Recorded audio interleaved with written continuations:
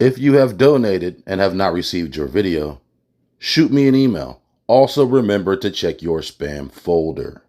In addition, if you do not live in the US, you may not be able to see this video, but I will provide you with a Google Drive download link. Let's get it. Shalom. Parental discretion is advised.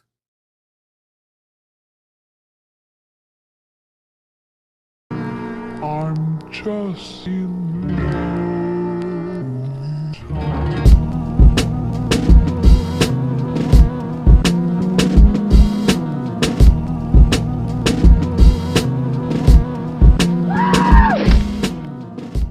Often when we watch historical movies, we wonder to ourselves, is this movie really based in true history?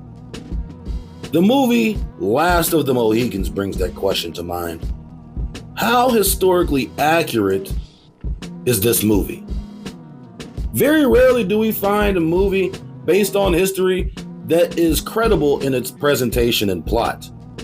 The Last of the Mohicans is a critically acclaimed movie from the early 90s that won numerous awards and is supposedly based in some historical truth. Although the movie is based off a book, how true is the movie to the book?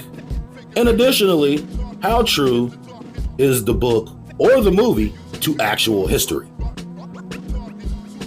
In this video, we investigate the true history behind The Last of the Mohicans.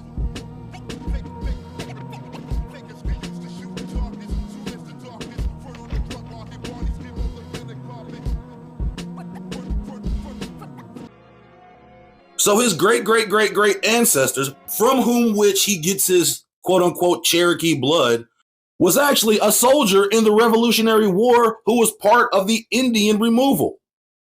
Jimmy James Blair was born in 1761. In 1778, when he was 17, he enlisted in the American Revolution in Burke, North Carolina, which is actually right down the road from me.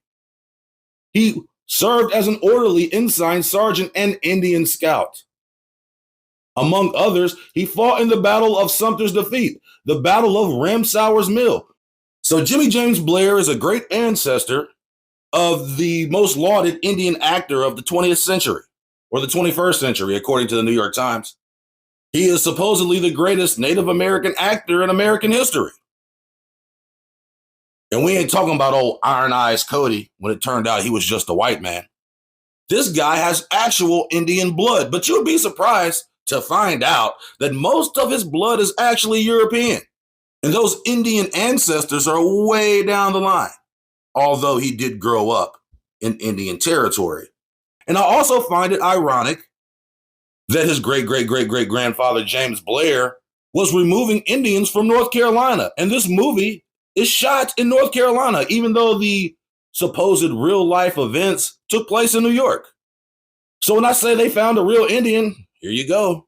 Of course, the majority of his ancestry is European, as the case with nearly all so-called Native Americans.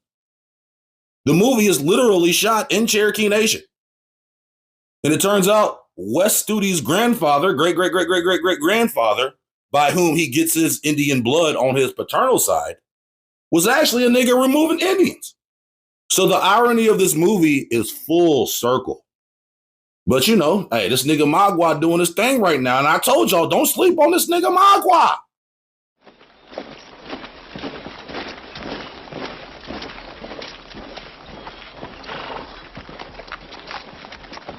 That nigga gonna pull out the tomahawk on the nigga.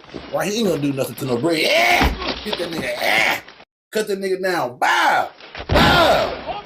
Oh, you think you just gonna walk through the woods and shit with the little white bitches and shit? Nah, nigga. Woo! Oh, your head, bitch! Yeah, these niggas go with the monkey screaming again. Woo! Woo! Woo! Woo! So you know they cutting them down. But what's up? I thought the Mohawks was the allies, bro. What's going on? What's going on? This nigga Magua is a turncoat. What you doing? You was supposed to be the ally. Now you the bad guy. He done chopped the nigga in his throat. Yeah.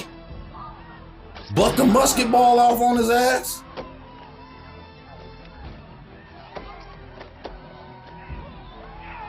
get that scalp, nigga. Speed scalp, nigga. Scalp that nigga in less than a second. I read somewhere these niggas was trying to like divide. They'd take one scalp and make like 3 scalps out of it because the Europeans was paying for scalps and shit. By the way, scalping is a European thing. They was paying for it. Go to them other niggas and bring me back some scalps. The nigga divide the scalp on another nigga head because he knew that white man was gonna give him some extra bread. They come across the house and they murdered little white bitches just willy-nilly out here in these streets, out here in these woods. Now they out there doing that. That changed everything now. That changed everything. They over there trying to save 2 little white bitches. And here is one dead on the ground. It's like they doing everything for nothing. Who would do this?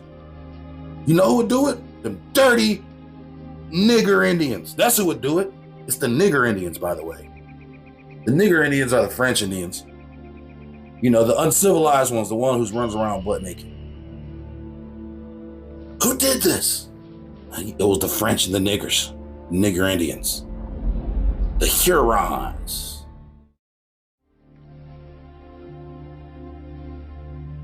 Look, these are French and nigger Indians. Look at this. I know this shoe anywhere. This is a Champlain 3.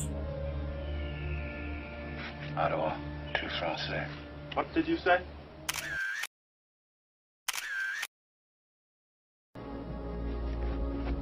Go ahead and shoot.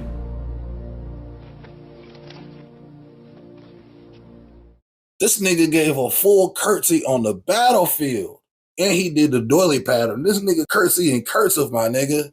Full bow. And you lost to those niggas. And Webb was talking shit like them little French niggas ain't nothing but little fat pussy ass niggas. Then what happened?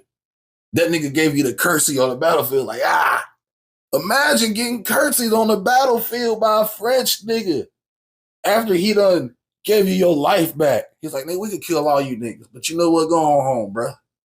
Matter of fact, before you go, take this with you. Yeah.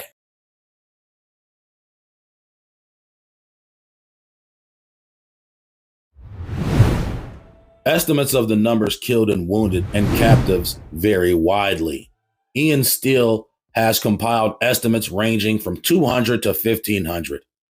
His detailed reconstruction of the siege and its aftermath indicates that the final tally of British missing and dead ranges from 69 to 184, at most 8% of the 2,300 who had surrendered. End quote. That number most likely was inflated, and it was inflated as a propaganda tool to get more British troops to fight the Indians, obviously.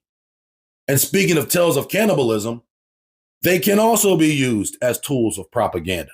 Doesn't mean it wasn't true, but it does mean that if you want people to think of other people as savages, tell them they've been boiling bones and eating legs and eating hearts. We can see the difference between what really happened and how it is portrayed in cinema.